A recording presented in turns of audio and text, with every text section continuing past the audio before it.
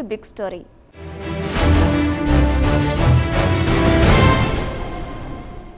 కోడికూర చిల్లుగారి ఈ పేరు చెబితేనే నోరూరుతోంది కదా. అందులోనూ వీకెండ్ మంచి రెస్టారెంట్కో లేదంటే ఇంట్లోనే చికెన్ వెరైటీస్ రెడీ చేసుకుంటే బాగుంటుందనిపిస్తోంది. అందరికీ నోరూరించే ఈ చికెన్ వాటి పెంపకందారులకు మాత్రం చుక్కలు చూపిస్తోంది. తెలంగాణలో బర్డ్ ఫ్లూ ఛాయలు కనిపిస్తుండటంతో ఒక్కసారిగా పౌల్ట్రీ పరిశ్రమ నెత్తిన పిడుగుపడినట్లయింది. అంతేకాదు, చికెన్తో పాటు గుడ్ల పరిశ్రమకు కూడా బర్డ్ ఫ్లూ తాలూకు ప్రభావం తీవ్రంగా పడనుంది.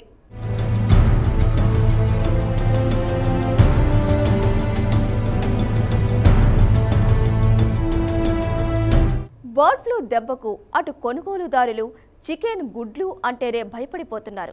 మరోవైపు ప్రభుత్వం కూడా బర్డ్ ఫ్లూపై యుద్ధ ప్రాతిపదికన చర్యలు మొదలుపెట్టేసింది. గతంలో భారీ స్థాయిలో విరుచుకుపడ్డ బర్డ్ ఫ్లూ ఈసారి ఎలాంటి విపత్తును సృష్టిస్తుందోనని పౌల్ట్రీ పరిశ్రమ వర్గాలు ఆందోళన వ్యక్తం చేస్తున్నాయి. బర్డ్ ఫ్లూ టెర్రర్ ఇప్పుడు హైదరాబాద్లో పంజా విసిరింది. బర్డ్ ఫ్లూ భయానికి నగరవాసులు ఉక్కిరిబిక్కిరవుతున్నారు. నగర శివారులోని హయత్ నగరం మండలంలోని తొర్రూరు గ్రామంలో ఉన్న ఓ కోళ్ల ఫారంలోని 1,00,000 కోళ్లకు బర్డ్ ఫ్లూ సోకింది. దీంతో ఇప్పటికే 20,000 కోళ్లు మృతి చెందాయి. రంగారెడ్డి జిల్లాలో బర్డ్ ఫ్లూ వచ్చినట్లు నిర్ధారణ కావడంతో జిల్లాలో కోళ్ల పరిశ్రమ ఉలిక్కిపడింది. నిన్నటి వరకు ఉన్న స్వైన్ ఫ్లూ వైరస్ ఆనవాళ్లు పోకముందే బర్డ్ ఫ్లూ వ్యాపించడం జిల్లా ప్రజల్లో గుబులు రేపుతోంది. ఫ్లూ ఆనవాళ్లు ఉంటే జాగ్రత్త పడాలని పశుసంవర్ధక శాఖ వైద్యులు సూచిస్తున్నారు. ఫ్లూ ప్రభావంతో చికెన్ గుడ్ల వాడకం తగ్గించుకుంటే మంచిదని అటు ప్రజలు కూడా ఆలోచిస్తున్నారు.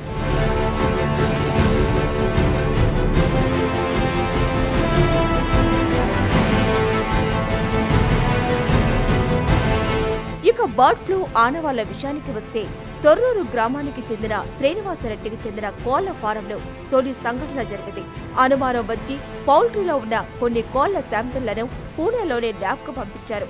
అయితే కోళ్ల శాంపిళ్లను పరీక్షించిన సిబ్బంది కోళ్లకు బర్డ్ ఫ్లూ సోకినట్టు నిర్ధారించారు.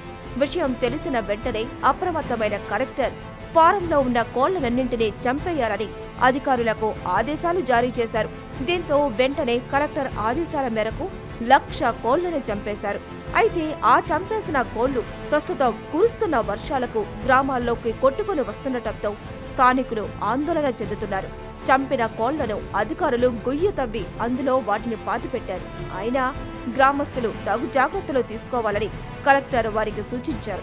ఈ బర్డ్ ఫ్లూ వ్యాధి మరింత విజృంభించే పరిస్థితులు నెలకొన్న నేపథ్యంలో హైదరాబాద్, రంగారెడ్డి, నల్గొండ జిల్లాలో రెవెన్యూ అధికారులు వెంటనే హై అలర్ట్ ప్రకటించారు. మన భారత ప్రభుత్వం తీసుకున్న strategy for eliminating bird flu, దీన్ని నిర్మూలించడం కోసం తీసుకున్నటువంటి స్ట్రాటజీ ఏంటంటే, ఒకటి వ్యాక్సినేషన్ ద్వారా చేయొచ్చు. వ్యాక్సినేషన్ పద్ధతిలో కాకుండా బర్డ్ని నిర్మూలించడం ద్వారా వ్యాధిని కంటైన్ చేయాలనేటటువంటిది మన స్ట్రాటజీ.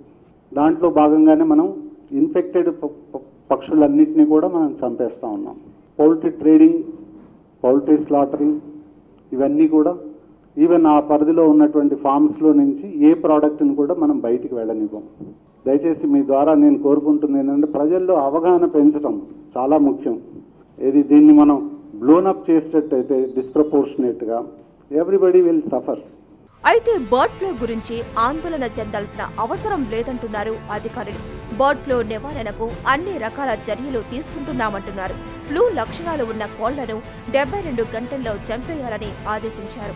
ఫ్లూ లక్షణాలు కనిపించిన చోటు నుంచి 10 కిలోమీటర్ల పరిధిలోని పౌల్ట్రీ ఫామ్లలో శాంపిల్స్ సేకరించాలని నిర్ణయించారు. ఇదిలా ఉంటే రంగారెడ్డి జిల్లాలో సుమారు 60 లక్షల నుండి 1 కోటి వరకు కోళ్ల పెంపకం సాగుతోంది. వీటితో పాటు 30 లక్షల వరకు నాటుకోళ్ల పెంపకం సాగుతున్నట్లు అధికారులు తెలిపారు. రంగారెడ్డితో పాటు నల్లగొండలోని చౌటుప్పల్, భువనగిరి, బేబీనగర్, రామన్నపేట, చిట్యాల మండలాలతో పాటు జిల్లా వ్యాప్తంగా పౌల్ట్రీ ఫామ్స్ ఉన్నాయి. వ్యవసాయం తర్వాత పౌల్ట్రీ ఫామ్ పెంపకమే జీవనాధారంగా ఉంది. పౌల్ట్రీ ఫామ్స్ ద్వారా వేలాది మంది ఉపాధి పొందుతున్నారు. చికెన్, గుడ్ల వ్యాపారంగా చేసుకుని లక్షలాది మంది స్వయం ఉపాధి పొందుతున్నారు. దీంతో పాటు జిల్లా ప్రజల్లో అధికులు చికెన్, గుడ్లను వినియోగిస్తున్నారు. 2-3 రోజులుగా బర్డ్ ఫ్లూ వచ్చినట్లు ప్రచారం జరగడంతో వినియోగదారులు, పౌల్ట్రీ ఫామ్ యజమానులు ఆందోళనకు గురి కావాల్సి వస్తోంది. గుడ్ల కోసం ఏర్పాటైనటువంటి farm, the main production is egg purpose. మీకు తెలుసు కదా, ఒకటి బ్రాయిలర్ పర్పస్, ఒకటి ఎగ్ పర్పస్. సో కాబట్టి కోళ్ళు బయటికి వెళ్ళే అవకాశం లేదు. ఎవరు కూడా గుడ్లు పెట్టే కోళ్లను మాంసం కోసం అమ్మరు. అది నాకు తెలిసి 53వ వారము 54వ వారంలో ఉన్నారు. సో ఇక మిగిలింది ఏంటి, గుడ్లు బయటికి వెళ్ళి ఉండొచ్చు. అది కూడా మనం వివరాలు సేకరిస్తూ ఉన్నాం. నేను ఇంతకుముందు చెప్పినట్టుగా ఎప్పుడైతే మనం బాయిల్ చేస్తున్నామో దానివల్ల వచ్చే సమస్య అక్కడే సమస్య పోతూ ఉంటుంది.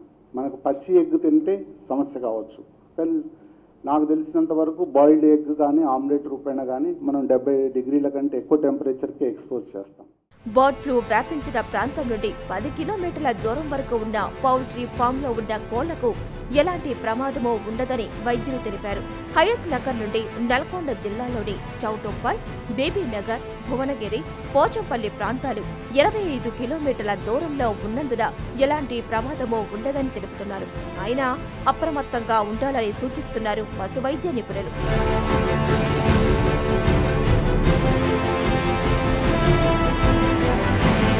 బిగ్ స్టోరీలో షార్ట్ బ్రేక్ తీసుకుందాం.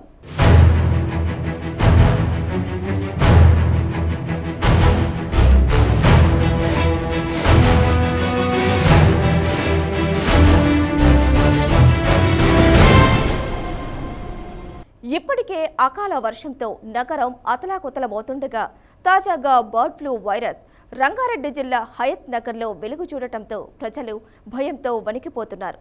జంట నగర వాసులను బర్డ్ ఫ్లూ భయం వెంటాడుతోంది. వైరస్ ఉన్నట్లు పూణేలోని వైద్య నిపుణులు నిర్ధారించడంతో చికెన్ కొనుగోలు చేసేందుకు నగరవాసులు జంకుతున్నారు. దీంతో పౌల్ట్రీ పరిశ్రమకు ఒక్కసారిగా భయం పట్టుకుంది. బర్డ్ ఫ్లూ సోకినప్పుడు అది సృష్టించే ప్రకంపనలు అన్నీ ఇన్ని కావు. ఇప్పటి వరకు బర్డ్ ఫ్లూ వల్ల కోళ్లు, బాతులు, ఇతర జాతుల పక్షులే మరణించాయి తప్ప మన దేశంలో మనుషులు మరణించిన దాఖలాలు లేవనే చెప్పాలి. 2006లో ఈ వ్యాధి పెద్ద ఎత్తున భారత్లో బ్రేక్ అయింది. కానీ ఇది మనుషులకు సోకిన దాఖలాలు లేవు. ఈ ఫ్లూ సోకించే ఇన్ఫ్లుయెంజా వైరస్ ఎప్పటికప్పుడు కొత్త రూపాలు సంతరించుకొని అటాక్ చేస్తుంది. వీటి కణంలో ఉండే RNA నిర్మాణంలో కొద్దిపాటి మార్పులు చేసుకుని ఇన్ఫ్లుయెంజా వైరస్లు చాలా త్వరగా వ్యాపిస్తాయి. ముఖ్యంగా శ్వాసకోశ వ్యాధులు వస్తాయి. ప్రస్తుతం బర్డ్ ఫ్లూగా ప్రసిద్ధి చెందిన ఈ ఫ్లూ వైరస్ ను H5N1 గా పిలుస్తారు.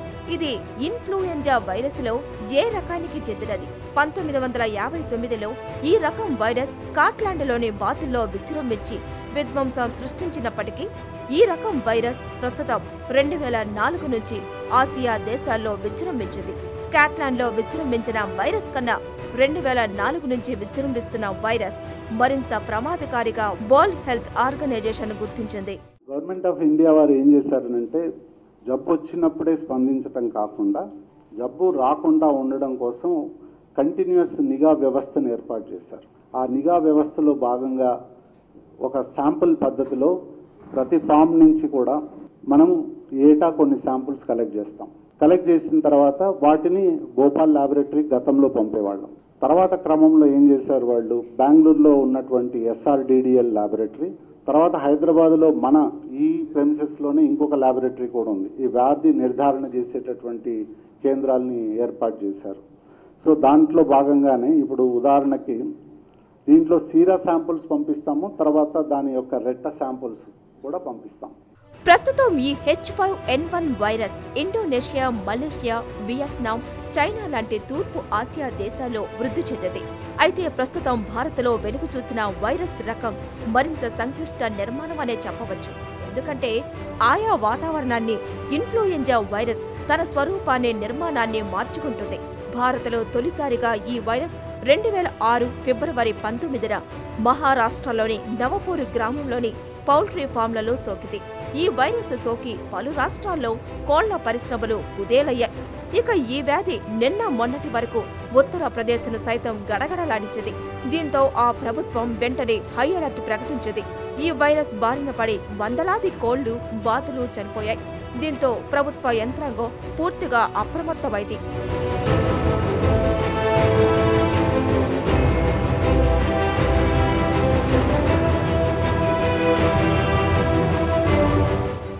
గత సంవత్సరం ఈ మహమ్మారి బారిన పడి కేరళ గడగడలాడింది. వ్యాధి వ్యాప్తి చెందకుండా ఉండేందుకు ఆ రాష్ట్ర ప్రభుత్వం చర్యలు తీసుకుంది. ఏమాత్రం అనుమానం వచ్చినా కోళ్లను సామూహికంగా పాతిపెట్టింది. ఇలా 3 రోజుల్లోనే దాదాపు 30 లక్షల కోళ్లను ఖననం చేశారు. కోళ్లు, వాటి గుడ్లకు సంబంధించిన ఎగుమతులకు పూర్తిగా బ్రేక్ పడింది. కోట్లాది రూపాయల నష్టం వాటిల్లింది. పరిశ్రమపై ఆధారపడిన లక్షలాది మంది రోడ్డున పడ్డారు. ఇది ఓ రకంగా పౌల్ట్రీ పరిశ్రమకు శాపం అనే చెప్పవచ్చు.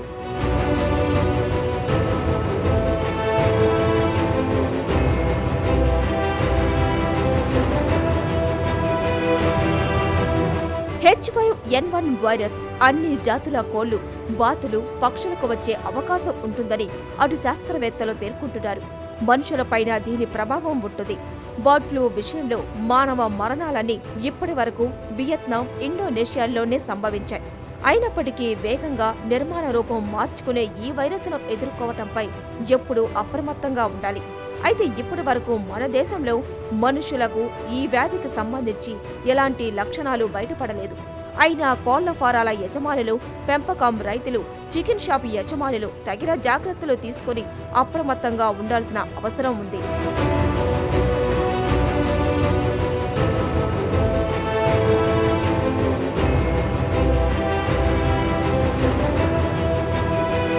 బర్డ్ ఫ్లూ లక్షణాలు ఉన్న కోళ్లు ఇలా ఉంటాయి.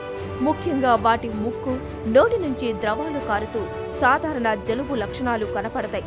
కోడి తల నీలం రంగుగా మారి కనపడుతుంది. కాళ్ళ మీద వాపు వచ్చి ఎర్రగా మారుతాయి. వ్యాధి తీవ్రత ఎక్కువగా ఉన్నప్పుడు పచ్చగా విరేచనాలు, రక్తంలా ద్రవాలు నోటు నుంచి, ముక్కు నుంచి కారుతాయి. కోళ్ల ఫారంలో, చికెన్ షాపులలో పనిచేసే వ్యక్తులకు వ్యాధి సోకిన కోళ్ల పేడ ద్వారా వైరస్ వ్యాప్తి చెందే అవకాశాలు ఉన్నాయి. మనుషులలో సాధారణ జలుబు లక్షణాలు ఉండి జ్వరం వస్తుంది.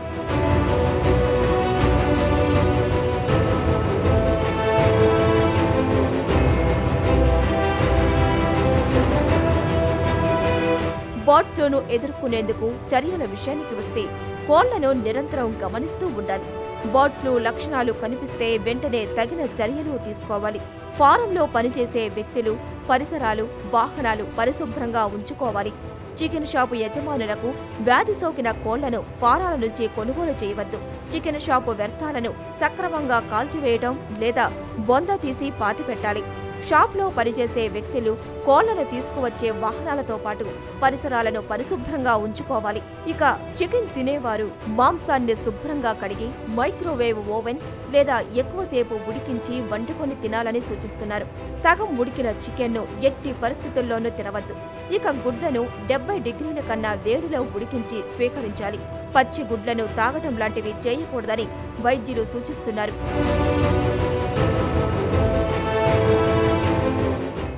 బిగ్ స్టోరీలో మరో షార్ట్ బ్రేక్ తీసుకుందాం.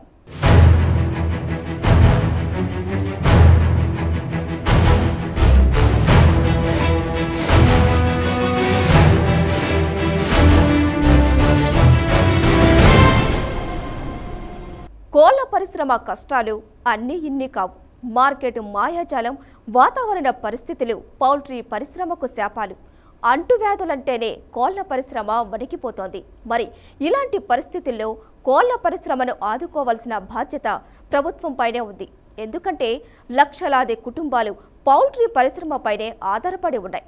అలాగే కోళ్ల దానాగా ఉపయోగపడే మొక్కజొన్న లాంటి పంటలు వేసేవారు ఆధారపడి కూడా జీవిస్తున్నారు. ప్రస్తుతం నగరంలోని చికెన్ మార్కెట్ ప్రకారం కిలో స్కిన్లెస్ చికెన్ 135 రూపాయలు పలుకుతుండగా బోన్లెస్ చికెన్ 260 వరకు కిలో ధర పలుకుతోంది. అయితే రంగారెడ్డి జిల్లాలో బర్డ్ ఫ్లూ వైరస్ ను నిర్ధారించడంతో పాటు త్వరలోనే పూణే నుంచి రానున్న ప్రత్యేక వైద్యుల బృందం వైరస్ వెలుగు చూసిన హయత్ నగర్కు చుట్టూ కిలోమీటర్ పరిధిలోని అన్ని కోళ్ల పరిశ్రమలను సందర్శించి కోళ్లకు తగిన పరీక్షలు చేయనున్నారు. బర్డ్ ఫ్లూ వైరస్ ఉన్నా లేకపోయినా ముందు జాగ్రత్త చర్యగా ప్రస్తుతం హయత్ నగర్కు కిలోమీటర్ పరిధిలోనున్న అన్ని కోళ్ల పరిశ్రమలోని కోళ్లను పూడ్చివేయాలని సూచించడంతో ఆరోగ్యపరంగా ప్రజలు, వ్యాపారపరంగా చికెన్ హోల్సేల్ వ్యాపారులు ఆందోళన చెందుతున్నారు.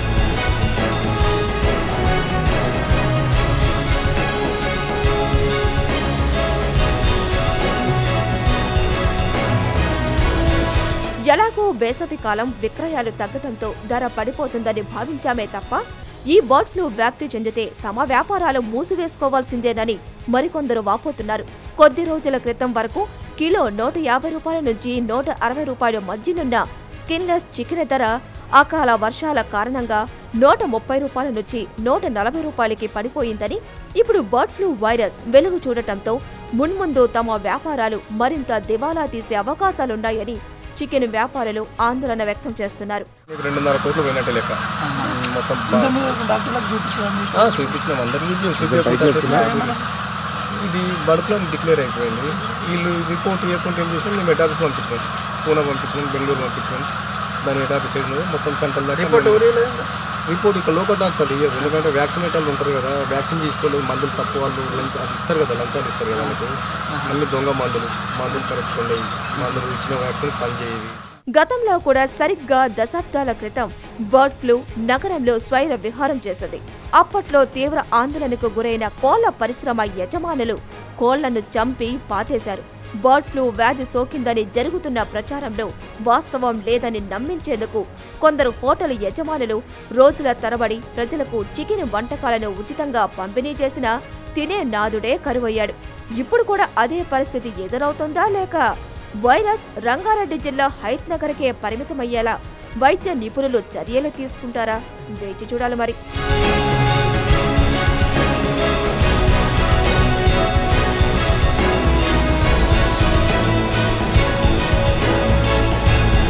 (2006) పౌల్ట్రీ పరిశ్రమను తీవ్రంగా నష్టపరిచిన ఈ వ్యాధి తిరిగి వ్యాప్తి చెందకుండా అధికారులు చర్యలు చేపట్టారు.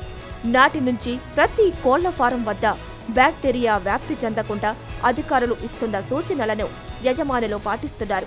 ఈ క్రమంలో జిల్లాలో బర్డ్ ఫ్లూ వచ్చే అవకాశం లేదని పశుసంవర్ధక శాఖ అధికారులు చెబుతున్నారు.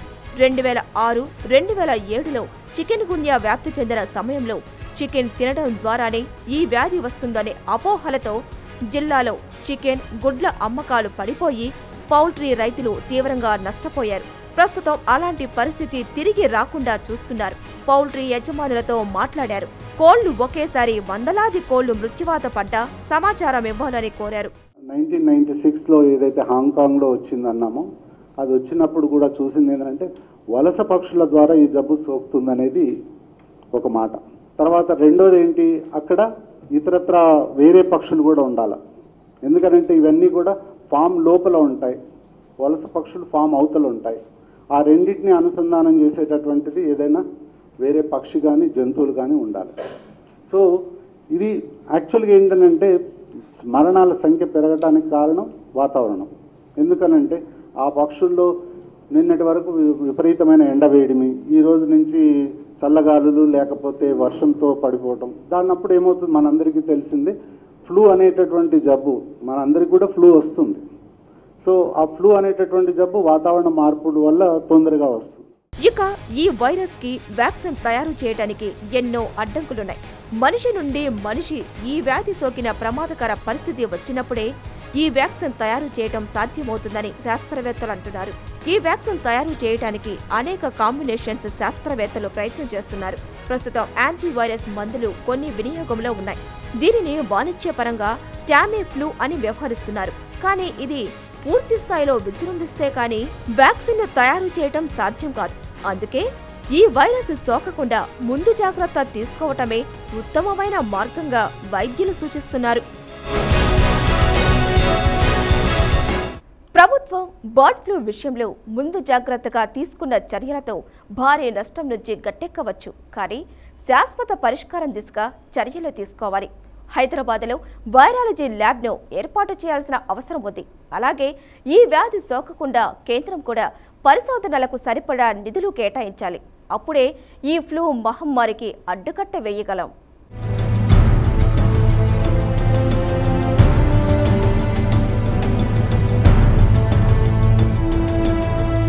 ఇది ఇవాల్టి బిగ్ స్టోరీ. తిరిగి మరో అంశంతో మళ్ళీ కలుద్దాం.